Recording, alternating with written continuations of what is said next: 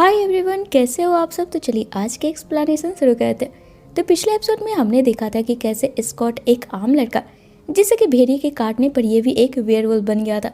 और स्कॉट की पहली डेट मीन्स की गर्लफ्रेंड एलिसन, जिसके साथ स्कॉट ने अपनी नई रिलेशन शुरू ही करी थी।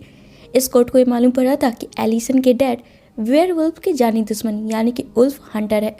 अब इससे आगे की कहानी को शुरू करते हैं एपिसोड नंबर 2 के साथ, जिसकी शुरुआत होती है स्कॉट और स्टाइल के साथ, जहाँ पे स्कॉट स्टाइल को एलिसन के डैड की असलियत बताते हुए काफी परेशान हो रहा होता है। जाहिर सी बात है, अब जिसे आप डेट कर रहे हो उसका पिता आपका जानी दुश्मन निकल जाए तो फिक्र तो होगी ना।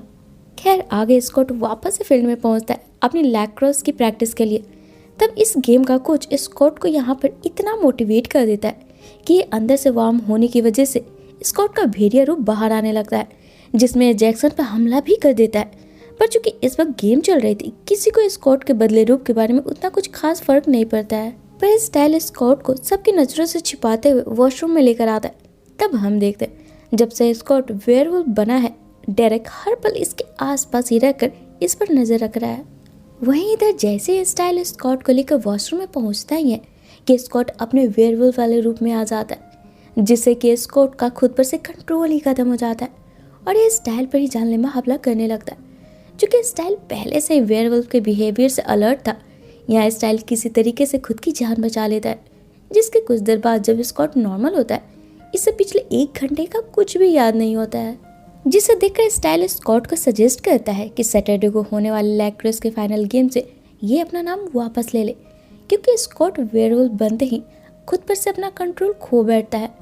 जहाँ आप कॉलेज खत्म कर स्कॉट घर पर जाकर जब रेस्ट कर रहा होता है, तभी इसे रात में स्टाइल का कॉल आता है, जिस पर जब ये वीडियो कॉल पर बातें कर रहा होता है, तभी अचानक से यहाँ पर डेरेक आकर स्कॉट को धमकाते हुए बोलता है, तुम इतना कमजोर हो कि खुद पर काबू भी नहीं रख सकते हो। अगर फील्ड में किसी ने तुम्हारे असली रूप में देख लिया होता तो हम सारे वेयरवुल्फ की जान खतरे में आ जाती। इसलिए कल कॉलेज जाते ही सैटरडे वाले गेम के लिए मना कर दो। अब यहाँ पर सेम बातें स्टाइल और डेरेक के मुंह से सुनने के बाद स्कॉट भी गेम ना खेलने का डिसीजन ले लेता है और अगले दिन ही कॉलेज जाते ही अपने कोच को गेम से अपना नाम वापस लेने को बोलता है, जिसके जवाब में कोच स्कॉट को बोलता है, अब गेम के इतने करीब आकर तुमने इसे छोड़ा तो पूरे साल में तुम्हें दोबारा इस गेम में एंट्री कभी नहीं दूंगा। अब कोच के द्वारा कही इन बातों को सोचते हुए स्कॉट जब अपने क्लासरूम की तरफ जा रहा होता है, यहाँ पर इसे एलिसन मिलती है, जो कि स्कॉट को कल रात होने वाले गेम के लिए यहाँ पर बेस्ट ऑफ लक बोलती है, जिसे देखने के लिए एलिसन काफ़ी एक्साइटेड है। और इतना बोलकर एलिसन जब अपने लॉकर की गेट खोलती है, इसमें एलिसन की वही जैकेट होती है जो ये पिछली रात पार्टी में पहन कर गई थी, जो कि वहीं पर छूट गई थी। तब एलिसन को ऐसा लगता है ये लिडिया ने रखा होगा। तभी यहाँ पर हम व्यूअर्स को दिखाया जाता है कि कोई वेयरवुल्फ लगातार एलिसन पर नजर रख रहा है, पर वो कौन है इस वक्त तो हमें उसका चेहरा नहीं दिखाया जाता है। वहीं आगे स्कॉट अभी गेम को लेकर अपने कोच और एलिसन के बारे में सोच ही रहा होता है कि तभी लिडिया स्कॉट को बोलती है, मैंने सुना है तुम गेम छोड़ना चाहते हो। अगर ये सच है तो ऐसे करने की सोचना भी मत, क्योंकि तुम्हारी टीम का कैप्टन मेरा बॉयफ्रेंड जैक्सन है। अगर ये टीम हारी तो सभी मुझे हारे हुए कैप्टन की गर्लफ्रेंड बुलाएंगे, जो कि मुझे बिल्कुल भी पसंद नहीं है। इसलिए अगर तुमने ये गेम छोड़ा और हमारी टीम हारी तो मैं एलिसन की सेटिंग किसी और लड़के के साथ करवा दूंगी। ओह यार, बेचारा है स्कॉट। इसे कहते हैं आगे खाई और पीछे कुआं। खैर इसके बाद क्लास खत्म होते स्कॉट जब यहाँ कॉरिडोर से जा रहा होता है, स्टाइल भागता हुआ इसके पास आता है और दूर खड़े अपने डैड को दिखाते हुए बोलता है कि स्कॉट उनकी बातें सुनकर इसे बताए कि आखिर इसके डैड यहाँ पर इस वक्त कर क्या रहे हैं। तब यहाँ पर स्कॉट के सुपर हियरिंग वाले पावर से इन्हें पता चलता है कि स्टाइल के पिता बीकन शहर में सभी 18 साल से नीचे वाले बच्चों के लिए कर्फ्यू लगा रहे हैं, जिसे सुनकर स्टाइल स्कॉट से बोलता है, ये सब उस लड़की की मौत की वजह से हो रहा है, जिसकी सिर्फ आधी बॉडी ही पुलिस को मिली है। अगर हम उसके पूरे हिस्से को ढूंढ लेते हैं तो उस लड़की के असली कातिल और तुम्हारे गुनहगार डेरेक को जेल भिजवा सकते हैं। वहीं अब कुछ देर बाद स्कॉट की नज़र एलिसन पर पड़ती है, जिसके हाथों में वही जैकेट थी जिसका इस्तेमाल करके डेरेक ने इसे जंगल में बुलाया था। और इसे एलिसन के पास देखकर स्कॉट को लगता है डेरेक इसे डराने के लिए एलिसन को नुकसान पहुंचाने वाला है, जिस पर गुस्से में यहाँ पर कॉलेज खत्म कर स्कॉट सीधे जंगल के बीच डेरेक के घर पहुंचकर उसे एलिसन से दूर रहने बोलता है। जहाँ भी इनकी बातों के दौरान में स्कॉट को अचानक से इंसानी खून की स्मेल आती है। तब ये फौरन ही अपने घर जाकर ये सारी बातें स्टाइल को बताता है कि ऐसे इसे शक है कि डेरेक ने कहीं उस लड़की की आधी बॉडी को अपने घर के पास तो नहीं दफनाया ना, जिसे कंफर्म करने के लिए कि ये उसी लड़की की बॉडी हो सकती है या नहीं, ये दोनों बीकन हॉस्पिटल जाते हैं, जिसके मुर्दा घर में जाकर स्कॉट लड़की की आधी बॉडी के ब्लड को जब सूंघता है, ये सिमिलर ही होती है। जहाँ अपने प्लान के अकॉर्डिंग दोनों डेरेक के खिलाफ सबूत इकट्ठा करने के लिए रात को ही उसके घर के बाहर जाकर खुदाई करने लगते हैं। तब काफ़ी खुदाई करने के बाद इन्हें कपड़े से लिपटा एक भेड़िए की लाश मिलती है, जिसे देखकर ये कंफ्यूज हो जाते हैं कि आखिर इस भेड़िए को इस तरीके से किसने दफनाया होगा। तभी यहाँ पर स्टाइल की नज़र एक पर्पल कलर के फूल पे पड़ती है, जिसके बारे में स्टाइल ने पढ़ा था कि ये भेड़िए के लिए नुकसानदायक होता है। इसके संपर्क में आते ही भेड़िया अपने असली रूप में आ जाते हैं, जिसे स्टाइल जब उखाड़ता है इसमें एक रस्सी बंधी होती है, जिसे निकालने पर यह देखता है कि ये रस्सी से बंधी ये फूल इस भेड़िए की कब्र से सर्कल के आकार में घेरी हुई है, जिससे कि पूरी तरीके से निकालने से इस भेड़िए की बॉडी अचानक से उसी आधी कटी लड़की में तब्दील हो जाती है, जिसे ये दोनों ढूंढ रहे थे। यानी कि ये लड़की भी एक वेयरवुल्फ ही थी।